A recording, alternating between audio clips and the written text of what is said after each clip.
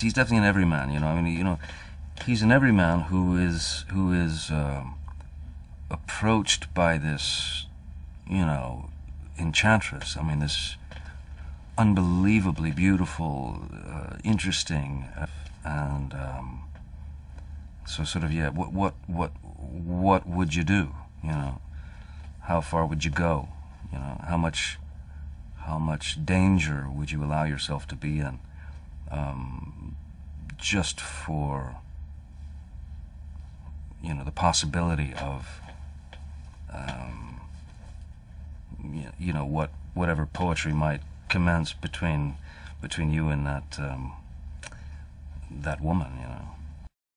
Yeah, I was 6 months pregnant when we were all sitting with the script and trying to figure out, what was accurate and how to make sure that it was all right, and she was there with me, and it was, it was so hard not to imagine. My God, this lady's here now, and she's she's helping me stand up and get a glass of water, and yet when she was going through this exact same thing, what she was facing. Well, my personal approach to fear, anything that I can't control, I leave up to God.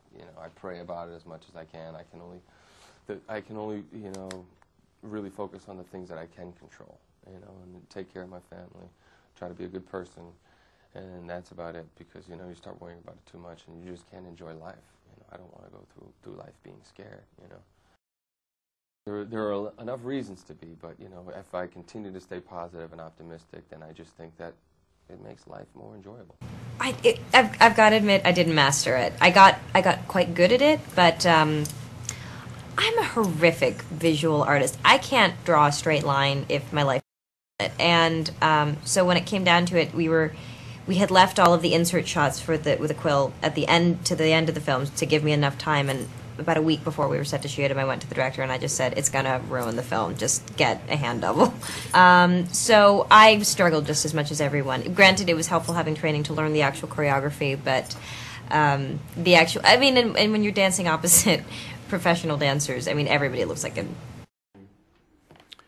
But it was very dense. It was about this thick, like a Bible itself. But I'd known Terry for a few years, and I ended up being a fan of his movies. There's an experiential quality to it, so he made it clear that this script is just a springboard for what's going to happen on the day. He never wanted to, what he called hammer and tong, a scene as it's written. He actually wanted to mess it up. He's much more focused on finding those moments of truth from chaos of life than trying to make a scene work as written. And working with kids who never read the script. He doesn't want them to read the script. He doesn't want them to have forced lines. And we set the scene, and then off it goes to wherever it's going to go. Sure, we had endless discussions. We came from the same part of the world, so to speak. A couple of states apart, but certainly a similar upbringing. And we talked extensively about what the story's about and who this man is. She's everything. She has everything. She's kind of a walking poem, Angelina. She's this perfect beauty, but at the same time very deep, very smart, very quick, very clever, very funny. And also has a very perverse sense of humor, Yeah, she's great fun.